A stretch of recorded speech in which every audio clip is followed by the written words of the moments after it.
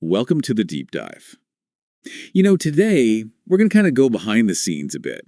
Look at something that's, well, fundamental really to how any organization, maybe even yours, achieves its goals and just handles, whatever life throws at it. We're diving into ISO 31000.2018. Which, for those who haven't bumped into it yet, is basically a globally recognized set of guidelines for managing risk. Exactly. And to help us break it down, make it useful, rubber meets the road kind of stuff, we're using this ISO 31000.2018 internal audit checklist. By Pritesh Biswas, it's a really practical guide, helps you focus on the key areas to check if you want to make sure your organization's approach to risk management is, well, solid. Now, risk management, I feel like a lot of people hear that and they think about, avoiding problems. Right, and that's part of it, definitely. But it's so much more than that. It is. It's about building resilience. So you can handle the tough times, obviously, but also, and this is key, be ready to grab opportunities as they pop up.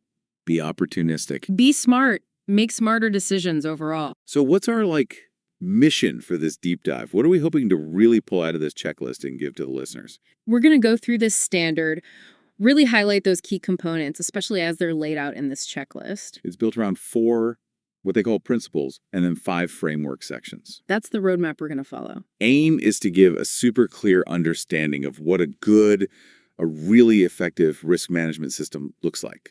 Almost like a mental checklist. Yeah, something you can take and apply to your own world, your own organization. Okay, let's get into it. This checklist starts with, they call them the principles of risk management, 8 of them, guiding ideas. Yeah, foundations. The first one is integrated. So I'm curious, for you, what does that mean in the real world? How is risk management integrated in a company? Well, it means that first and foremost, you're not treating risk management as this separate thing. It's not off in a silo somewhere. Not a department? Right, exactly. It has to be woven into everything you do, every part of the organization. Give me an example. Sure. So let's say you're developing a new service, right?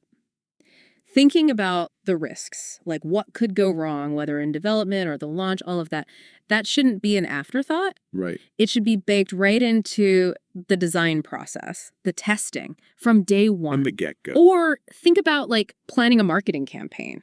You got to consider the risks to your brand's reputation. That's got to be fundamental to your strategy. Right. It's about making risk awareness just how you do business. So it's not just like a, once a month meeting. No. It's a mindset. It's how you operate. Yeah, okay. Principle number 2 is that it should be structured and comprehensive. What's the value of that? For an organization, what does that do? Okay, think about it like this, right? If you want to build anything that's going to last, you need a plan. A blueprint. A solid approach. So structured and comprehensive, it means you have processes in place, methods for how you identify, analyze, then evaluate the risks. This way, your efforts are consistent. Across the board. Across different parts of the organization, yeah. Makes sense. You got to compare apples to apples. You said it, and the results you get, you can actually compare them. You need that roadmap, that clear plan so you don't miss vital stuff. Okay. Number 3 is customized. This is interesting because, what works for some massive corporation is not going to work for a small business. Exactly. The checklist, it really hammers this point home. Your whole framework, the processes, they have to be tailored to your organization's specific situation. Inside and out. Both internal and external. So a tiny startup, they're going to face very different risks, right, than some multinational giant company. Totally different. And they'll have way different resources to deal with those risks too. So your approach, it has to fit. Fit your objectives, how complex your organization is, the environment. One size fits all, never going to fly. Okay. Inclusive. Who needs to be involved when we're talking about risk management? This is about bringing in all your stakeholders, and I mean all of them, internal, external. Okay. Employees at all levels, your customers, suppliers, regulators, even the community you're in. And you have to involve them in a timely way. It can't be an afterthought. Right. By considering their knowledge, their perspectives on the risks, you're going to get a much more complete picture. Leads to better decisions. More informed decisions. And plus, it makes people feel involved. They're more likely to support what you're doing. It's about bringing those different perspectives to the table. Precisely. All right. The 5th principle is dynamic. And, in business, things change constantly. All the time. Never a dull moment. So how does risk management keep up with that kind of constant change? Well, it has to be adaptable. Organizations need to be on the lookout. What new risks are coming up? How are existing risks changing? Mm-hmm. And then they got to adjust how they approach those risks. This means you're constantly watching your environment, internal and external, and you have to be willing to change what you're doing. You can't just sit and forget it. Nope. You have to be ready to pivot, to evolve. To evolve, yeah. The next principle is best available information. This one sounds kind of obvious, but I bet there's nuance to it. What does that mean to you? It's not just having data. Right. It's making sure the information you use is reliable, it's relevant, it's good quality information. Mm-hmm. This means looking at historical data, sure, but also what's happening right now. Mm-hmm. And you even have to look ahead and try to anticipate future trends. The most important thing is that the information is up to date, it's clear, and the people who need it can easily access it. If you're basing decisions on bad information, outdated information, that's a risk in itself, right? Totally. Okay, next we have human and cultural factors. This is a fascinating one to me. How do the people and the culture of an organization affect how it manages risk? Oh, it's huge. How people behave, the overall culture, it impacts how risk is perceived and managed at every level. Like what? Give me some specifics. Okay, think about how much risk people are comfortable with, how open they are to communication, how decisions are made, even the level of trust in the organization. All of that impacts how well you can manage risk. Okay. Say your culture makes people hesitant to speak up if they see a problem. Well, you're going to miss important signs, red flags. Right. You're flying blind a bit. It's the human element of risk, the people part. And that can get overlooked when you're focused on, processes and spreadsheets and all that. Easy to forget about. Mm. Last one, eighth principle, continual improvement. This one kind of feels like it goes hand in hand with that dynamic principle we talked about. It does. It's about constantly learning, getting better. Risk management isn't like, you get to a finish line and you're done. No. It's a journey. Organizations should always be looking for ways to improve their framework, their processes, based on what they've learned, feedback they get, any new best practices that come up. Mm-hmm. That learning, that adaptation, that's what makes risk management effective in the long run. I'm curious, thinking about your own organization, how do your processes incorporate that? How do they allow for that learning and improvement? That's a great question. I'll have to ponder that one.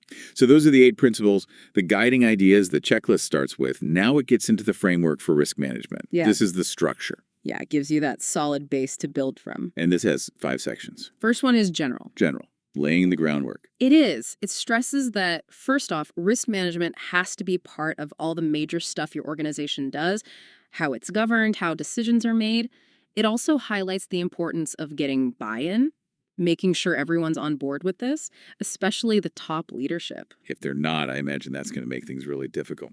Oh yeah, huge uphill battle. You really need that leadership support. Okay.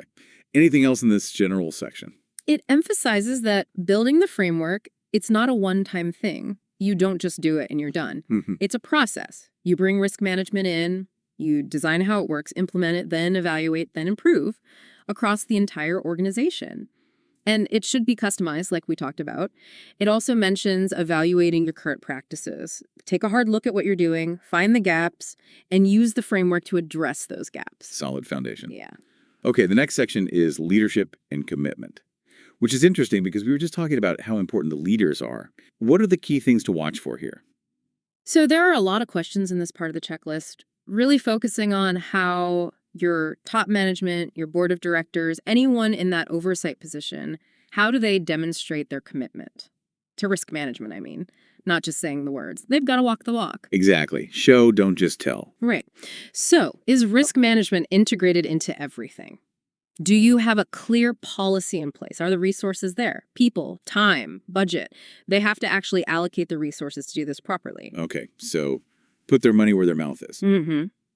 You also have to define who is responsible for managing risks at all levels of the organization. Delegate. Right. And give them the authority to do what needs to be done. The leaders, they also need to make sure risk management aligns with the organization's overall goals, its strategies, and even the culture. And of course, they have to be aware of any obligations, any commitments the organization has made, Okay. whether it's legal stuff or voluntary commitments. The checklist also talks about setting risk criteria and making sure everyone understands the value of this whole thing. Yeah. Why are those key leadership responsibilities? Because if you set clear risk criteria, it gives everyone a benchmark. It's how you make decisions. Okay. And if people don't understand the value of risk management, why bother? Right. They got to see how it helps them achieve their goals, how it helps the organization. It helps create a culture of risk awareness. Exactly. And the leaders, they have to make sure that happens. It's their job to set the tone. It is. And not just manage the risk, but to oversee the whole process. Make sure the systems in place are actually working, that potential risks are considered when the organization makes big decisions. About its direction. Yeah, exactly. Okay. The next section is integration. How does risk management actually get embedded into the day-to-day work? Integration, it starts with understanding the context of your organization. What's its purpose, its goals, how complex is it?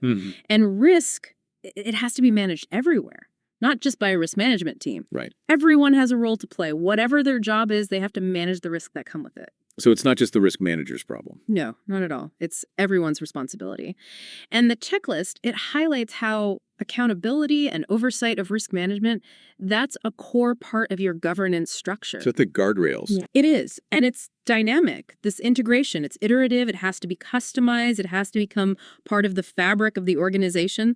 It's purpose, governance, leadership, strategy, objectives, everything. It sounds like it needs to be less of an add-on and more of a built-in feature. Absolutely. Okay, fourth section, design. This is where we actually, get into the nitty-gritty. This is where you map it out. How's this all going to work? Right. And this phase, design, it has a few key parts. First, and probably most important, is understanding the organization and its context. This means really looking closely at what's happening both inside and outside the organization. And the checklist has a pretty big list of things to consider here. It does. It's pretty extensive. What are some of the external factors you'd say are most important for an organization to be thinking about? Externally, you have to think about the big trends. Socially, culturally, the political landscape, what's happening with laws and regulations, the financial markets, tech, the economy, the environment. And you have to look at these at every level, local, national, international. Wow, that's a lot. It is. You also have to look at trends that might impact your goals, your relationships, like with customers and suppliers, their expectations, contracts, how complex your networks are, all of that. So, for example, if there was some big political shift or new regulations coming down the pike, that would be something to really pay attention to. Absolutely. That's exactly the kind of thing that can keep you up at night.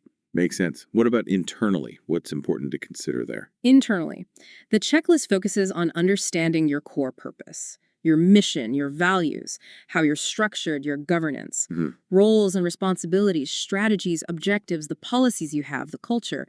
It also includes standards you follow, your capabilities, your resources, your knowledge. So finances, skills, all of that. All of that.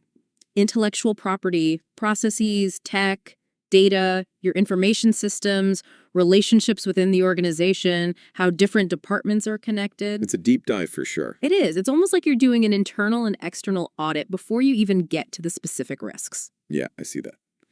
The next piece of the design phase is articulating risk management commitment.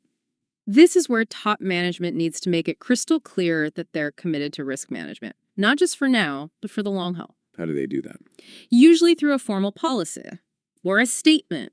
It outlines what the organization's goals are for risk management, how it connects to the big picture. It also reinforces the idea that managing risk is part of your culture. It's part of how you do business. Makes sense. It clarifies who's got the authority, who's responsible for what, and it shows that the resources are going to be there to actually do it. Also, how you handle conflicting goals, how you measure your performance, and that you're committed to reviewing and improving. Setting the tone from the top. Exactly, making it clear that this is a priority. Okay. After that comes assigning organizational roles, authorities, responsibilities, and accountability. Quite a mouthful. Yeah. But basically, it's making sure everyone knows what their job is when it comes to risk, who does what. Right. And the checklist, it stresses that Managing risk, it's a core part of everyone's job, not just a few people. And you have to identify who specifically has the power to manage certain risks. And then, of course, you got to communicate that throughout the organization. Got it. So then you've got allocating resources. You can't manage risk effectively without resources. Of course not. So this means giving people the training, the skills, the experience they need.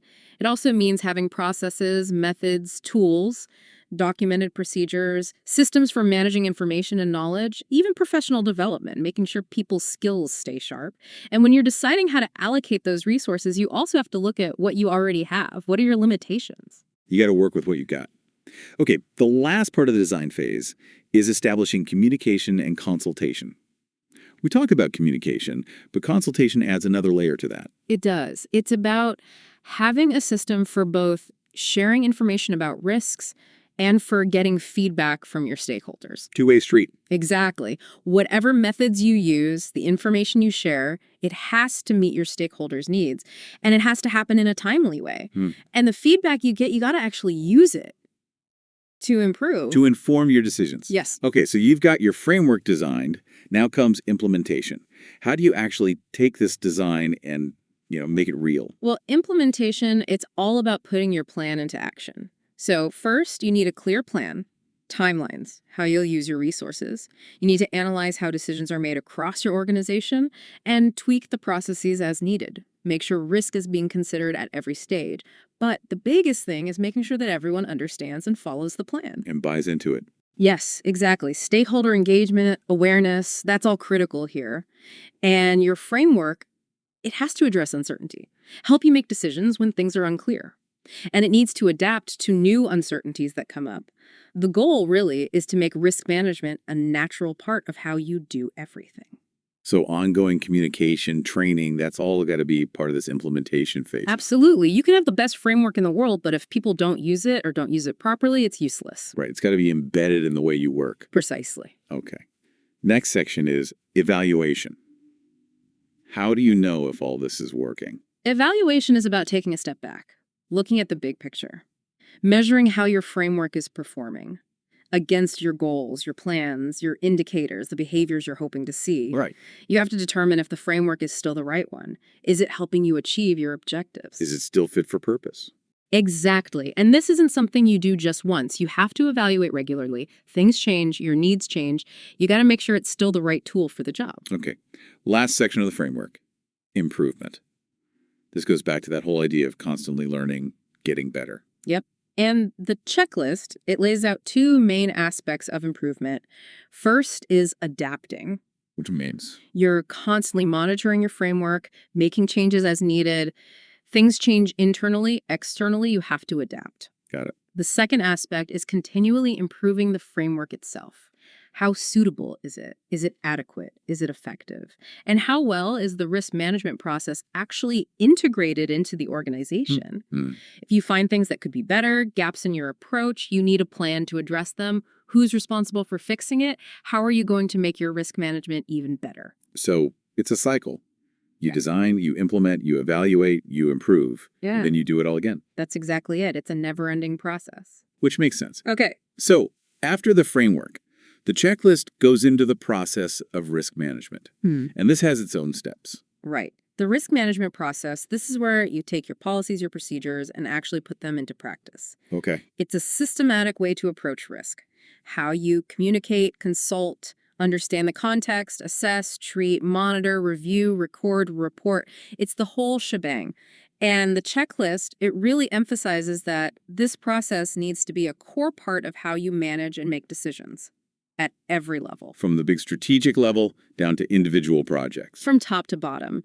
And just like the framework itself, this process has to be tailored to your specific goals and the environment you're operating in. Yep. And of course, you can't forget about those human and cultural factors we talked about. The people element. So the first step in this process, according to the checklist, is communication and consultation. And we've touched on this a few times already. We have. It's fundamental. If you want effective risk management, you need good communication and consultation. So remind us, why is it so important? It helps everyone understand the risks involved. How are decisions being made? Why are you taking certain actions? And it's not just one-way communication. You have to actively seek feedback, input, to help you make better decisions. Close coordination is key here. The information you share needs to be accurate, up-to-date, relevant, easy to understand. But you also have to respect confidentiality, privacy. Right. And this has to happen through every stage of the process. Bringing different expertise to the table, considering different viewpoints when you define your risk criteria, when you're evaluating risks. It's about getting everyone on the same page. It is. And it helps with oversight, decision-making. It makes people feel involved, like they have ownership over this. Like your input matters. Exactly. Okay, the next step in the process is defining the scope, context, and criteria. This sets the stage for everything that comes after. Okay, so let's break it down. Defining the scope, what does that mean, practically speaking? So defining the scope is about being really clear about what you're looking at. What are you trying to manage the risk of? Is it a new strategic plan? A specific process? A project? You have to consider what you're trying to achieve, what decisions need to be made, the outcomes you expect, the time frame, location, what's included, what's not, the tools you're using, resources, responsibilities, record keeping, how this connects to other projects, other processes. It's about setting boundaries. Okay, so you're basically drawing a circle around the thing you're focused on. That's a good way to put it. Okay, then you have external and internal context. Mm-hmm. We talked about this a bit with the framework design, but how does it apply specifically to this process? So here it's about understanding the environment you're operating in and the specific circumstances of whatever it is you're applying risk management to. This is crucial because risk management, it always happens within the context of your organization's goals. And things inside and outside your organization can create risks. Right. You can't assess risks properly if you don't understand the big picture. You got to know the playing field. Okay. The last part of this step is defining risk criteria. It sounds like this is where you decide how much risk you're willing to take. That's a good way to think about it. Defining risk criteria, it means you're specifying how much risk and what kind of risk is acceptable and what's not acceptable when it comes to achieving your objectives. Basically, how big does a risk have to be before you take action? Makes sense. And these criteria have to be aligned with your overall framework, tailored to the specific activity, reflect your values, your objectives, your resources. They also have to be consistent with your policies, consider your obligations and the views of your stakeholders. And importantly, they're not set in stone. You got to review them regularly, update them as needed. The checklist also mentions some specifics to consider when you're setting these criteria, like the nature of uncertainties, how you measure things like consequences and likelihood. Right. You have to think about all the different things that could happen, the obvious and the not so obvious. How will you measure the impacts of those things, both positive and negative? How likely are those impacts to actually occur? And then time. How does time play a role? Consistency is important. How are you categorizing different risk levels? What happens when risks combine? And do you have the capacity to handle all of this? It's a lot to think about. So once you've got your scope, you understand the context, you've defined your criteria, the next step is risk assessment. Right. And that involves identifying the risks, analyzing them, and then evaluating them. Okay, so let's start with risk identification. How do you go about finding all these risks that you need to consider? Risk identification, it's about finding, recognizing, describing those risks that could prevent you from achieving your goals. And this requires good information, accurate, up-to-date information. You can use all sorts of methods to identify these risks, but you have to think broadly. Things you can touch, things you can't, what causes problems, the events themselves, threats, opportunities, weaknesses, strengths, changes in the environment, warning signs, the value of your assets, potential consequences, what you don't know, time, biases. It's a lot. It sounds like you have to cast a wide net, make sure you're not missing anything. Exactly. Okay, you've identified the risks. Now you move on to risk analysis. Risk analysis is all about understanding the nature of each risk, its characteristics, how significant it is. So we look at the uncertainties, where the risk comes from, the consequences, how likely those are, what could trigger the risk, different scenarios, how effective your existing controls are. Okay. And remember, one event can have many causes and many consequences. And affect multiple goals, I imagine. Exactly. And risk analysis, it can be simple or it can be really complex. Qualitative or quantitative? Right. Depends on the risk, what you need to know. The checklist mentions considering things like likelihood, consequence, but also things like how well your safeguards are working, even your own biases. Yeah, it's all part of the analysis. How likely is this to happen? How bad would it be if it did? Are your controls working? Are you letting your own biases influence your thinking? All of that needs to be documented, communicated, And for some risks, the really high impact, low probability ones, you might use a combination of techniques. Just to get a better understanding. Right.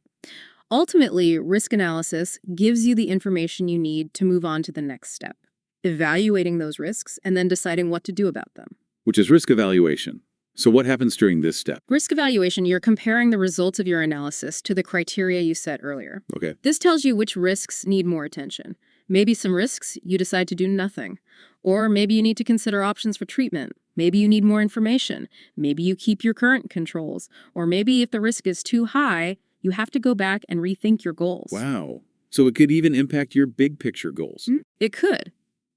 And when you're evaluating, you have to think about the bigger context.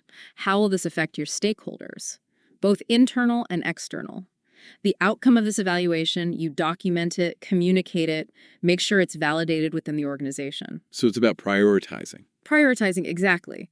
Which risks need the most attention? Okay. After you've evaluated the risks, you move on to risk treatment. This is where you decide what to actually do. This is where the rubber meets the road. Risk treatment, it's about choosing the actions you're going to take to address those risks. You figure out what your options are, pick the best one, make a plan, implement it, see if it's working. And if the risk is still too high, you have to do more. The checklist lists a bunch of different options for treating risks, like avoiding it or sharing it with someone else. Right. You can avoid the risk completely. Don't do the activity at all. Or maybe you take on more risk because the reward is worth it. You can eliminate the source of the risk, try to reduce the likelihood of it happening, or reduce the impact. You can share the risk through contracts or insurance. Or maybe you just accept it and deal with it if it happens. It seems like choosing the right treatment. That must be a real balancing act. Oh, yeah. You have to weigh the benefits against the costs. Time, effort. Make sure it aligns with your objectives, your resources, what do your stakeholders think, how do they perceive the risk. And you have to be careful about unintended consequences. What happens if this treatment causes other problems? Right. And monitoring is key. You have to monitor and review, make sure your treatments are working, and manage any new risks that pop up because of the treatment. Wow. So you solve one problem, you might create another. It happens. And you got to keep good records of any risks you can't treat effectively, or where the treatment doesn't fully eliminate the risk. Those need to be reviewed regularly. And anyone making decisions, they have to know about the risks that are still there after treatment. Document, monitor, all of that. Okay.